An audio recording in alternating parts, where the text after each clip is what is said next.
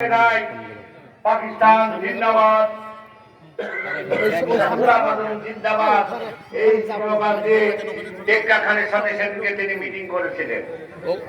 Meeting করার পর এই গোলাবাদক মিটিং করে শান্ত হলেন না।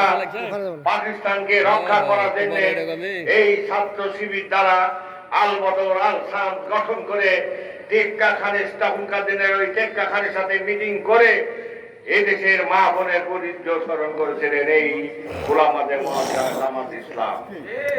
যারা কি ইসলামকে রক্ষা করার জন্য কথা বলে, যারা ইসলামের পক্ষে কথা বলে, যারা বলেন জামাতে ইসলাম ছাড়া মুসলমানত্ব নাই, জামাতে ইসলামকে ভোট না দিলে বেশ পাওয়া যাবে না, জামাতকে ভোট দিলে বেশ পাওয়া যাবে, এই সব কথাবার্তা যারা বলেন তারা এই দেশের স্বাধীনতার সার্বভৌমত্ব পক্ষে কোনোদিনই ছিলেন না। তারা পাকিস্তানের পক্ষে ছিলেন, পাকিস্তানকে রক্ষা করার জন্য তারা চেষ্টা করেছিলেন। সেদিনকে বন্ধুরা আমার, এই জামাতে ইসলাম, এই জামাতে হানানা বাহিনী তারাই পাকিস্তানের সাথে জোট করে এদেশের মানব মা বোনদেরকে ইজ্জত হরণ থেকে ধর্ষণ সমস্ত কিছু করেছিলেন। আজকে জামাত অনেক কথা বলে। 24শে আগস্ট, জুলাই আগস্টের কথা বলেন জামাত।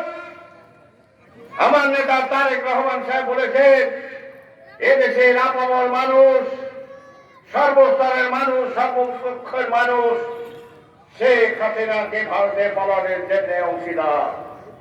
আমার দল বিএনপি অংশীদার না, ওই জামাত পাকিস্তানের দালাল তারা অংশীদার না।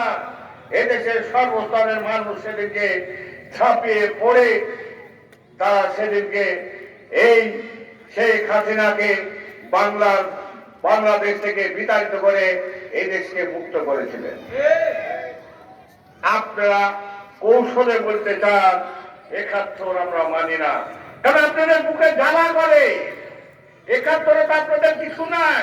৭১ তো স্বাধীনতার ঘোষণা করেছে আমার নেতা, আমাদের সবার নেতা জিয়াউর রহমান সাহেব।